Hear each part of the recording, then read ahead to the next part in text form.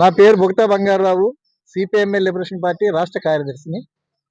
మరి ఈరోజు ఏలూరులో ఐసా అంటే ఆల్ ఇండియా స్టూడెంట్ అసోసియేషన్ ఆధ్వర్యంలో ర్యాలీ జరిగింది. ఆ ర్యాలీ సందర్భంగా మేము ఏలూరు రావడం జరిగింది.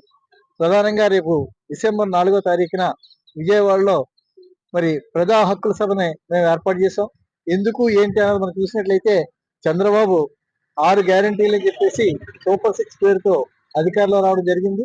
ఆ సూపర్ 6 లో కేవలం జగన్ గారు పెట్టినటువంటి ఆ యొక్క పెన్షన్ పథకం మీద ఒక 1000 రూపాయలు ఇచ్చి మొత్తం ఆయన గారు ఏదైతే ఉందో ఆ 4000 రూపాయల పెన్షన్ ఒకటి అమలు చేశాడు తెప్పించి మిగిలిన 5 యొక్క కోరికల్ని కూడా ఆయన అమలు చేయలేదు. మన దీపావళి నాడు మొత్తం వీళ్ళందరికీ కూడా గ్యాస్ బండ్లు ఇస్తానని చెప్పి అన్నాడు. అది పచ్చి మోసం అది.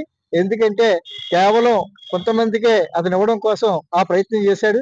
చాలా మందికి ఎగ్గొట్టడానికి ఆ ప్రయత్నం చేశాడు. ఎందుకంటే డబ్బులు ఇవ్వకుండానే మీరు డబ్బులు కట్టేసుకోండి, బండ్లు తెచ్చుకోండి, తర్వాత నేను బ్యాంకులో డబ్బు వేస్తా అన్నారు. గతంలో కూడా సబ్సిడీ బ్యాంకుల్లో వేస్తానని చెప్పేసి ఆ రకంగా ఎగ్గొట్టినటువంటి చరిత్ర ఏదైతే ఉందో గత ప్రభుత్వాలకు ఉంది. అందుచేత ఇప్పుడు అదే మోసాన్ని ఏదైతే మహిళకి చేశాడు. అలాగే మహిళలందరికీ కూడా మరి ఉచిత బస్సు ప్రయాణం అన్నాడు.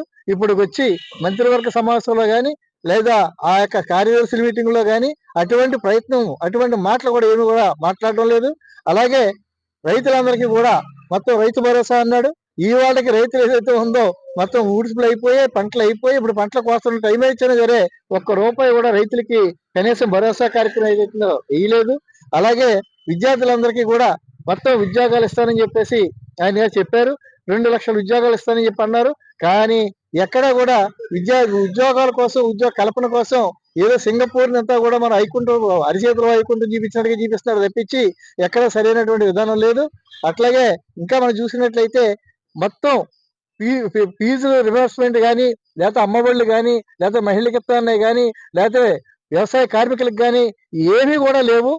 ఈ రకంగా చంద్రబాబు ఏదైతే ఉందో ఇచ్చినటువంటి వాగ్దానాలన్నింటినీ కూడా మోసం చేస్తూ ఉన్నాడు. అందుచేత మేము రేపు జరగబోయే ప్రజా హక్కుల సభలో మా హక్కు ఇది, మాకు హక్కులున్నాయి, ఈ హక్కులన్నింటినీ కూడా నెరవేర్చే వరకు ఈ ప్రభుత్వాన్ని మేము నిలవేస్తామని చెప్పేసి మేము ప్రత్యేకించి ఆ గళం ఇప్పడానికే రేపు డిసెంబర్ 4వ తారీఖున ప్రజా హక్కుల సభను ఏర్పాటు చేశాము. అలాగే ఇక్కడ మొన్నటి వరకు కూడా చేకుబేర బొమ్మతో తిరిగినటువంటి పవన్ కళ్యాణ్ గారు ఈ రోజునే మన ఆంధ్ర రాష్ట్రంలోకి ఈ మతవాదాన్ని ఏదైతే ఉన్నదో మొత్తం తీసుకొచ్చి మొత్తం ఆయన గారు మతతత్వంగా మొత్తం మతాల మధ్యన ఒక రకమైన ఉన్మాదాన్ని రెచ్చగొట్టే ప్రయత్నం చేస్తూ ఉన్నాడు. సనాతన ధర్మం ఏదైతే ఉందో అందులో మంచి విషయాలు సేకరించవచ్చు, కానీ దానికోసం మాట్లాడితేనే దాన్ని వ్యతిరేకిస్తేనే వాళ్ళు అసూహులైపోయినట్టుగా మాట్లాడుతూ ఉన్నారు.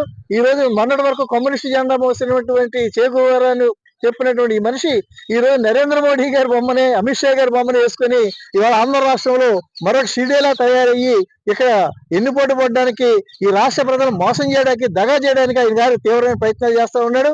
అందుచేత ఆంధ్ర రాష్ట్రంలో మత రాజకీయాలకు ఏదైతే ఉందో అడిగట్టుతూ ఉన్నటువంటి పరిస్థితిని మేము తీవ్రంగా వ్యతిరేకిస్తా ఉన్నాం. ఆ మతత్వవాదాలకు వ్యతిరేకంగా మేము పోరాటం చేస్తామని చెప్పేసి అలాగే ఆంధ్ర రాష్ట్రంలో మరి ఇక్కడ ఉన్నటువంటి బీజేపీ అలాగే టీడీపీ రెండు కూడా అక్కడ కేంద్రంలో ఉన్నటువంటి మోడీ గారికి సపోర్ట్ చేస్తూ ఉన్నాయి. ఆంధ్ర రాష్ట్రంలో వచ్చేటప్పటికి లాలోచి కుస్తీలు పడతా ఉన్నారు. అందుచేత ప్రజా ఉద్యమాలే ప్రత్యామ్నాయం ఉన్నటువంటి ఒక ఎజెండాతో మేము ముందుకెళ్తా ఉన్నాము. అందుచేత రేపు జరగబోయే ప్రజా హక్కుల సభని విజయవంతం చేయాల్సిందిగా మేము కోరుతా ఉన్నాం.